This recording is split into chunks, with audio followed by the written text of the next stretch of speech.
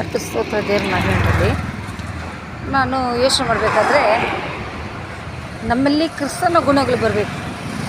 ಕ್ರಿಸ್ತನ ಯಾವ ರೀತಿ ಆತನ ಬಂದು ಒಂದು ಮಾದರಿಯಾಗಿ ನಮಗೆ ತೋರಿಸ್ಕೊಟ್ರಲ್ಲ, ಅದನ್ನೆಲ್ಲ ಒಳ್ಳೆಯದೇ ಮಾಡಿದ್ವಿ ಭೂಮಿಯಲ್ಲಲ್ವಾ. ಅದಕ್ಕೆ ನಮ್ಮನ್ನು ನೋಡಿದ್ರೆ ನಮ್ಮಿಂದ ಅವ್ರು ಒಳ್ಳೆಯದೇ ಕಲಿಬೇಕು ಹೊರತು ನಮ್ಮಲ್ಲಿರುವಂಥ ಕೆಟ್ಟ ಗುಣಗಳು ಯಾವುದು ಕಲಿಬಾರ್ದು. ಅದಕ್ಕೆ ದೇವ್ರ ವಾರ್ತೆಗಳು ಹೇಳ್ತದೆ, ಯೆಹೋವನ ಭಯವೇ ಜ್ಞಾನಕ್ಕೆ ಮೂಲ ಅಂತ ಹೇಳ್ತದೆ.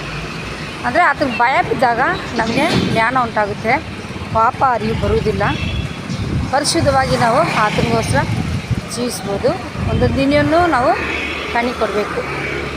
ಯಾವ ರೀತಿ ಈ ಮರದಲ್ಲಿ ಒಣಗಿರೋ ಎಲ್ಲ ಬಿದ್ದು ಹೊಸ ಚಿಗುರು ಬಂದು ಹೊಸ ಎಲೆಗಳನ್ನು ಕೊಟ್ಟು ಫ್ರೆಶ್ ಆಗಿರುತ್ತೆ, ಅದೇ ರೀತಿ ನಮ್ಮ ಜೀವನವನ್ನು ಹಳೆದೆಲ್ಲ ತೊಲಗಿಸಿಬಿಟ್ಟು ಒಳ್ಳೆ ಕಣಿ ಕೊಡುವಂಥ ಮಕ್ಕಳಾಗಿ ನಾವಿರಬೇಕು.